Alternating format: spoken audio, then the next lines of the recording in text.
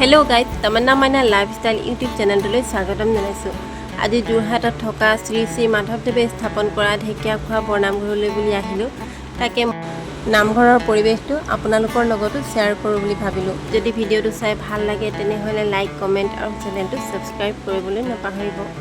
এয়া দেখিছেনে বান্দৰটোটা ইমান ধুনীয়াকৈ বহি আছে। বহু ভক্তপ্ৰাণ ৰাইজৰ সমাগম ঘটিছে। সঁচাকৈ এনেকুৱা নামঘৰবোৰলৈ আহিলে মনবোৰ সঁচাকৈ বৰ ভাল লাগে।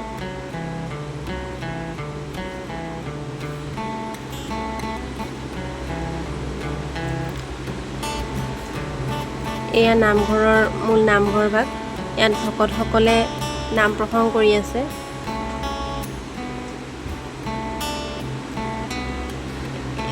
এইফালে চাকি দিবলৈ বেলেগকৈ স্থান নিৰ্ধাৰণ কৰি থোৱা আছে। এয়া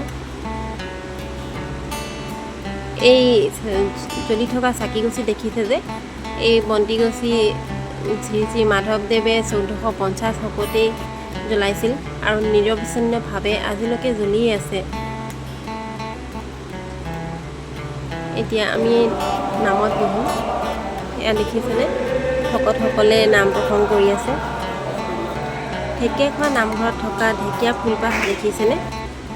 এয়া ইমান ধুনীয়াকৈ সংৰক্ষণ কৰি থৈছে ঢেকীয়া ফুল। আগতে কেতিয়াবা দেখিছিল নে বাৰু জনাবচোন। এয়া ঢেকীয়া ফুল।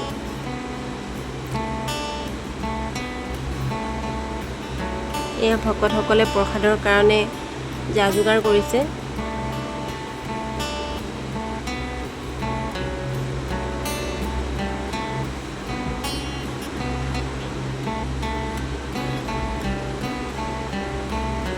ময়ো মোৰ প্ৰসাদৰ ভাগটো ল'লোঁ। এই বটবৃক্ষ কেইজোপা দেখিছেনে? এই বটবৃক্ষজোপা শ্ৰী শ্ৰী মাধৱদেৱে 1450 শকতেই ৰোপণ কৰিছিল। এয়া হৈছে নামঘৰত থকা গুৰুজনাই ভৰি ধোৱা মহাভাগ। 1450 শকত দিহা নদীৰ কাষত এই স্থানতেই গুৰুজনাই ভৰি ধুইছিল। এয়া দেখিছেনে মহাভাগ ইমান ধুনীয়াকৈ ৰাখিছে।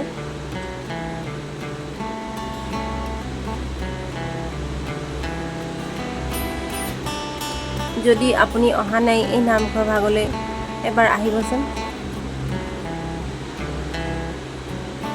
এইফালেদি এটা পুখুৰী আছে। বিভিন্ন ধৰণৰ মাছ কাছ ইয়াতে আছে আৰু এখন উদ্যান আছে।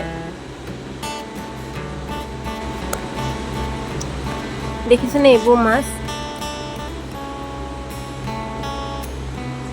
ইমান ধুনীয়াকৈ মাছবোৰ খেলি আছে।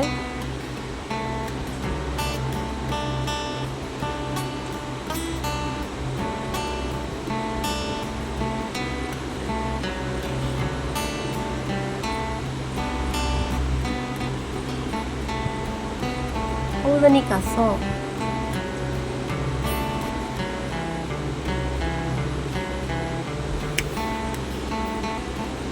এনেকুৱা দৃশ্যবোৰ চাই বৰ ভাল লাগে।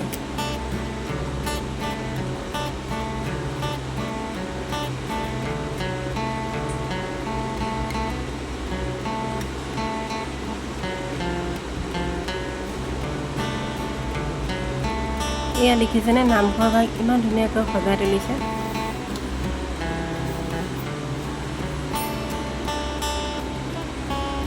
এতিয়া আমি ঢেকিয়াখোৱা বৰনামঘৰৰ পৰা বিদায় ল'লোঁ। যদি আপুনি অহা নাই এবাৰ আহিব, মনবোৰ বৰ ভাল লাগে। নামঘৰৰ পৰা ওলাই আহোঁতে কিতাপৰ বিপণীখনত সোমালোঁ।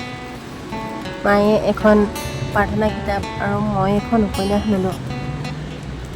তেনেহ'লে আজিলৈ ভিডিঅ'টো সামৰিছোঁ। ধন্যবাদ।